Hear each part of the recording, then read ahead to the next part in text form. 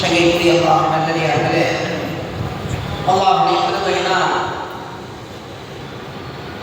9 நோன்பை கடந்து 10ஆம் தராவியை கழித்து மக்ஃபிரத்துடைய 10ஐ நாம் அடைந்துவிட்டோம். காலத்தின் கொடுமை என்னவென்று சொன்னால் மிக வேகமாக நாட்கள் ஓடிக்கொண்டிருக்கிறது. கயாமத் நாளுடைய அடையாளங்களில் ஒன்று என்பதை நாம் மறந்துவிட முடியாது. என்றாலும் நாம் எந்த அளவிற்கு அல்லாஹ்விடத்திலே நம்முடைய பாவ மன்னிப்பிற்காக ரஹ்மத்தை அடைந்து கொள்வதற்காக நாம் எந்த அளவுக்கு முயற்சி செய்திருக்கிறோம் என்பதை ஒவ்வொருவரும் சிந்திக்க கடமைப்பட்டிருக்கிறோம். அருமையான அல்லாஹ்வின் நல்லடியார்களே, 10 நாட்கள் ரஹ்மத்துடைய 10 நம்மை விட்டு சென்று விட்டது. இப்ப அடுத்து மக்ஃபிரத்துடைய 10ஐ நாம் அடைந்து விட்டோம். இன்றைய தினம் ஓதப்பட்ட ஒரு ஆயத்தில் அல்லாஹ் சொல்லுகிறான், ஈமான் கொண்ட விசுவாசிகளே, நீங்கள் உண்மையாளர்களோடு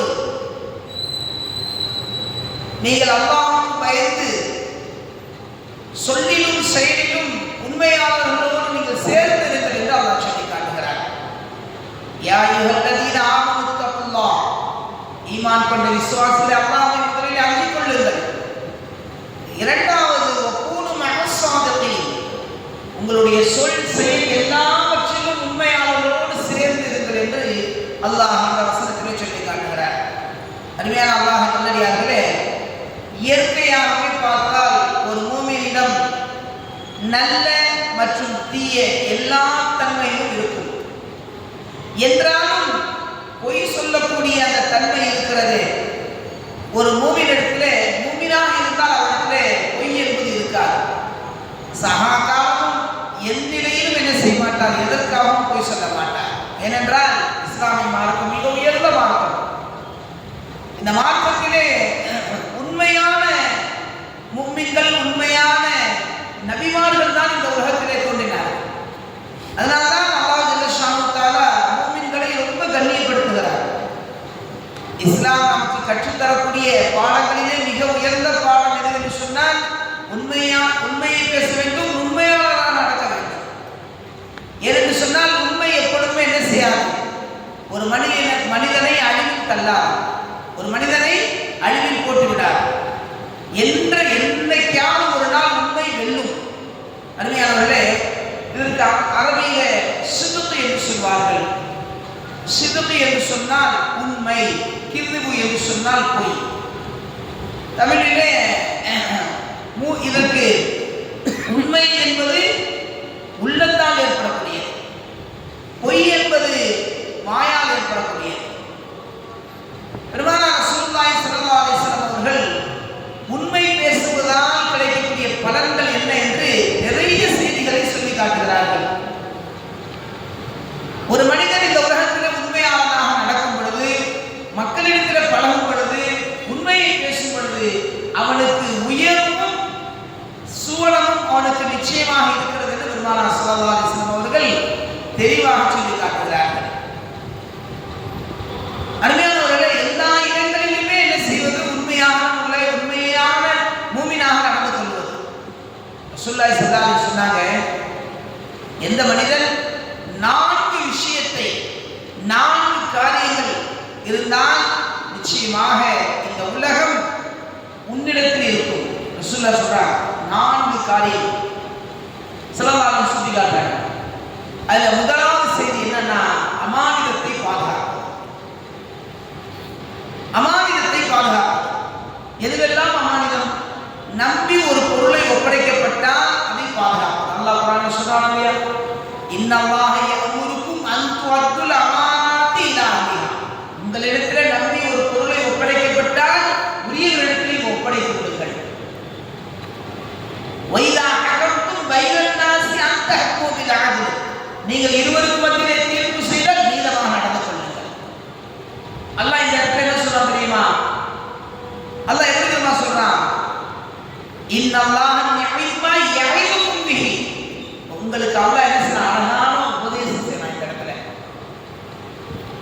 அழகான உபதேசம் செய்யறான், எச்சரிக்கை செய்யற, நீதமா நடக்கணும்னு சொல்லி உபதேசம் செய்யறான். அருமையான அல்லாஹ் நல்லடியார்களே,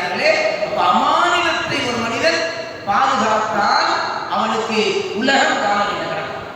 இவன் உலகத்தை தேடி போனா உலகம் இவன்கிட்ட வந்துடும். ரெண்டாவது செய்தி சொல்லலாம் சொன்னாங்க, உண்மையை பேசும். எந்த நிலையிலும் என்ன செய்யல சொல்லுவாங்க, கழுத்துக்கு கத்தியே வந்தாலும் உண்மையை மட்டும் பேசும். அதனால இந்த ஆயத்தை சொல்றாங்க. இன்னைக்கு கூறப்பட்ட தராவீஹ் அல்லாஹ் சொல்றாங்க, எப்படி யா அய்யுஹல்லதீன ஆமனூ, ஈமான் கொண்ட விசுவாசிகளே, இத்தகுல்லாஹ், முதல்ல நீங்க அல்லாஹ்வை பயப்படுங்க.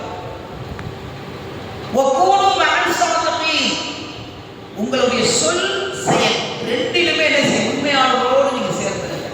ஏன்? நபிமார்கள் இருந்தாங்க, நபிமார்கள் இருந்தார்கள். அதற்கு பின் வந்தவர்கள் எல்லாம் உண்மையாளர்களாக இருந்தார்கள். எனவே நீங்களும் உண்மையாளர்களாக இருங்கள். குர்ஆன் தெளிவுபடுத்துது. மூணாவது செய்தி ஸல்லல்லாஹு அலைஹி சொன்னாங்க, ஒரு மனிதன் உண்மையை பேசுவதால் அவனுக்கு என்ன செய்யும், அவன் உலகம் இவன் தேடி போவானா. சத்தியம் என்னைக்கு என்ன செய்யும், வெல்லும் இல்லையா? சத்தியம் வெல்லுமா இல்லையா? இவன் துனியாவை தேடி போவானா, துனியா இவன்கிட்ட வந்துடும். மூணாவது செய்தி, அழகிய நற்குணத்தோடு நடந்து கொள்ளுங்கள்.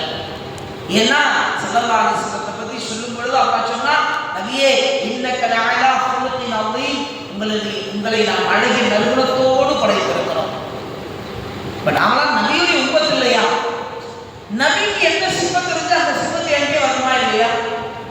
நபியுடைய உம்மத் இல்லையா நம்ம? இப்ப நபியை நம்ம முஹம்மது ஸல்லல்லாஹு அலைஹி வஸல்லம் நபியை நம்ம ஏற்றுக்கணுமா இல்லையா? அப்ப அவர்களுடைய சிஃபத் என்ன? நல்லவன் நடக்கிறது, உண்மையை பேசுறது, மக்களை பார்த்தால் புன்முறுவல். ஸல்லல்லாஹு அலைஹி வஸல்லம் அவங்களுக்கு நபித்துவம் கிடைப்பதற்கு முன்னாடியே நபிக்கு பேர் என்ன தெரியுமா? அல்-அமீன் அஸ்-ஸாதிக். அல்-அமீன் நம்பிக்கை, அஸ்-ஸாதிக் உண்மையாளர். எப்போ? நபித்துவம் கிடைக்கிறதுக்கு முன்னாடியே. நபித்துவம் கிடைச்சதுக்கு அவங்களுடைய அந்தஸ்து அல்லாஹ் எப்படி வச்சிருந்தான்? அல்லாஹ் சொன்னானா இல்லையா? ரஹ்மத்துல் லில் ஆலமீன். அல்லாஹ்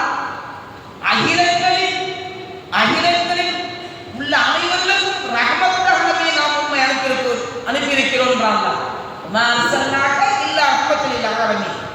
அகிலத்தாருக்கு அருட்கொடையாக ரஹ்மத்தாக நபியை உங்களை நாம் அனுப்பியிருக்கிறோம் அப்படின்னு அல்லாஹ் சொல்றான். அப்ப என்ன கான்செப்ட்? அப்ப நபி எப்படி இருந்தாங்க, நபி எப்படி நடந்தாங்க, மக்களை எப்படி பார்த்தாங்க, எதிரியை கூட மன்னித்தாங்க. வரலாற்றை பார்க்கின்றோம். ஹிந்தா என்று சொல்லக்கூடிய ஒரு பெண்மணி ஹஜ்ரத் ரசூலுல்லாஹி ஸல்லல்லாஹு அலைஹி வஸல்லம் அவருடைய சிறிய தந்தையான ஹம்ஸா ரலியல்லாஹு அன்ஹு அவருடைய ஈர கொலையை உருவி மாலையா போட்டுட்டு ஸல்லல்லாஹு அலைஹி வஸல்லம் முன்னாடி நிறுத்தப்பட்டாங்க.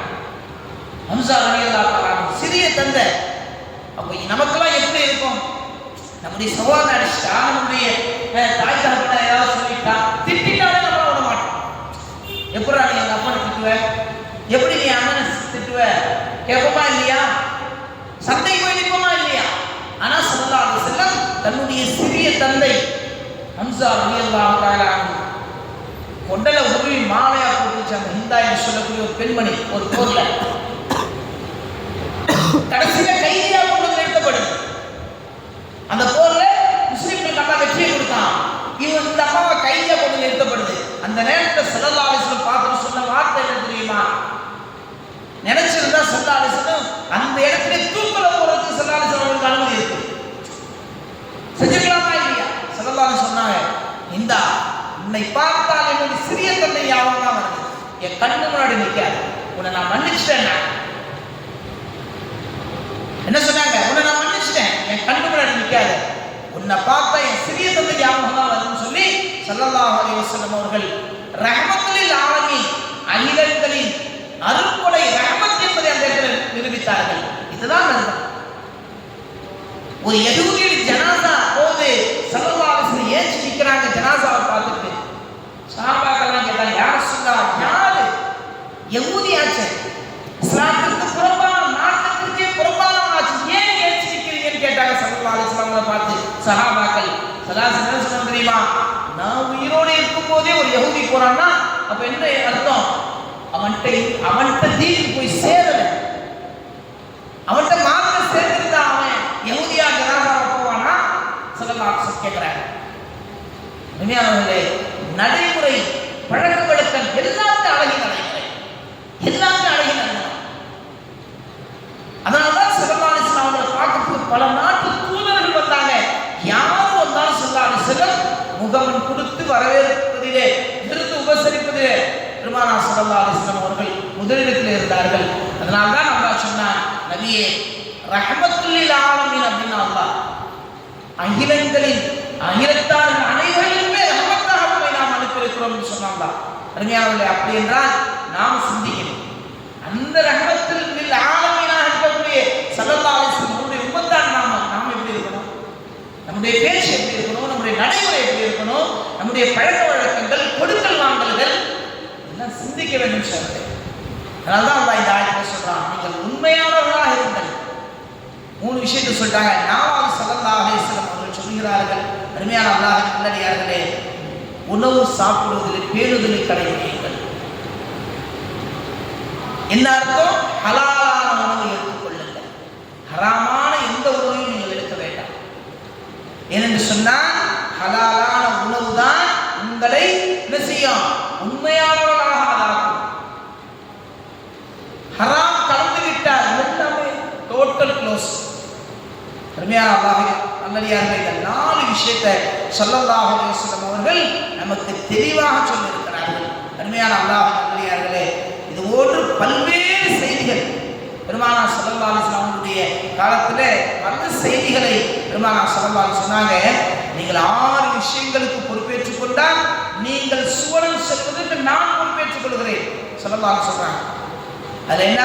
பேசினா உண்மை பேசு, 2வது வாக்குறுதி கொடுத்த மாறு செய்யாத, 3வது அமானிதம் கொடுக்கப்பட்டால் உடனே அதை நிறைவேற்று, 4வது உன்னுடைய அபயங்களை பாதுகாத்துக் கொள், மர்மஸ்தானத்தை பாதுகாத்துக் கொள், நான் சொர்க்கத்துக்கு பொறுப்பேற்கிறேன் சொல்லலாம் சொன்னாங்க. 2 தாடைகளுக்கு மத்தியிலும் 2 தொடைகளுக்கு மத்தியிலும் உள்ளதை யார் பாதுகாத்துக் கொள்வாரோ அவரை நான் என்ன செய்வேன்? சொர்க்கம் அவருக்கு நான் பொறுப்பேற்றுக் கொள்வேன் என்று சொல்லலாம் சொன்னாங்க. சொர்க்கத்துக்கு பொறுப்பேற்றுக் கொள்வேன். உடனே என்ன அர்த்தம்? இந்த 2 தாடைகளுக்கு மத்தியில் இருக்கக்கூடிய நாவு நல்லதை பேசு, உண்மையை பேசக்கூடிய நாவு, இதை வீணான எந்த பேச்சும் பேசுகிறார். 2வது 2 தொடையில் இருக்கக்கூடிய மர்மஸ்தானத்தை பாதுகாத்துக் கொண்டால் ஸல்லல்லாஹு அலைஹி வஸல்லம் சொர்க்கத்துக்கு பொறுப்பேற்றுகிறேன் நாங்க. அடுத்து உங்களுடைய பார்வை, 5வது விஷயம் பார்வை தாழ்த்திக் கொள்ளுதல். உங்களுடைய பார்வை பார்க்க வேண்டியதை மட்டும் பார்க்கணும், தேவையில்லாத எதையும் பார்க்காம அவாய்ட் பண்ணிடுறது. அப்படி என்றால் நான் சொர்க்கத்துக்கு பொறுப்பேற்றுக் கொள்கிறேன் ஸல்லல்லாஹு அலைஹி வஸல்லம். 6வது செய்தி, உங்கள் கரங்களை அழிவின் பக்கம் போட்டுக் கொள்ளாதீர்கள். அப்படி என்றால் இந்த கொடுக்கல் வாங்கல் விஷயத்திலே சரியான நடந்து கொள்ளுங்கள். இந்த 6 விஷயத்தை ஒரு மனிதன் பொறுப்பேற்றுக் கொண்டால் நான் சொர்க்கத்திற்கு பொறுப்பேற்றுக் கொள்கிறேன் என்று பெருமானார் ஸல்லல்லாஹு அலைஹி வஸல்லம் சொல்லக்கூடிய செய்தியை பார்க்க முடிகிறது. அருமையானவர்களே, இது போன்ற ஏராளமான விஷயங்கள் ஸல்லல்லாஹு அலைஹி வஸல்லம் அவருடைய வாழ்க்கையில நமக்கு நிறைய பாடங்களை, எப்படிப்பட்ட பாடங்கள்? ஒரு மனிதன் லேசாக எடுத்துக்கொள்ளக்கூடிய பாடங்கள். எதுவும் கஷ்டம்லாம் இல்லை. மக்களோட மக்களா பழகிறது, மக்கள்கிட்ட நல்லவர் நடந்துகிறது, அழகிய நறுமணத்தோடு நடந்து கொள்றது, கொடுக்கல் வாங்கல சரியா இருக்கிறது, அமானிதத்தை பேசுறது, இதெல்லாம் ஒரு பெரிய கஷ்டம் இல்லை. பேசினா உண்மையை பேசுறது, இதுவெல்லாம் ஒரு பெரிய செயல் இல்லை, ஒரு பெரிய கஷ்டம் இல்லை. இந்த மாதிரி வாழ்க்கையில அழகிய நடைமுறையை பெருமானார் ஸல்லல்லாஹு அலைஹி வஸல்லம் இது போன்று ஏராளமான நமக்கு விஷயங்களை கற்றுக் கொடுத்து சென்றிருக்கிறார்கள். எனவே நாம் இந்த ஆயத்தினுடைய அடிப்படையிலே உண்மையாளர்களாக நடந்து கொள்வோம், உண்மையாளர்களாக இந்த உலகில் வாழ்வோம், உண்மையை மட்டுமே பேசுவோம், உண்மை மட்டுமே வெல்லும் என்பதை இந்த நல்ல நேரத்திலே கூறி எனது உரையை நிறைவு செய்கின்றேன். வஆஹிரு தஅவானா அனில் ஹம்துலில்லாஹி ரப்பில் ஆலமீன். ஆமீன். பிஸ்மில்லாஹிர் ரஹ்மானிர் ரஹீம்.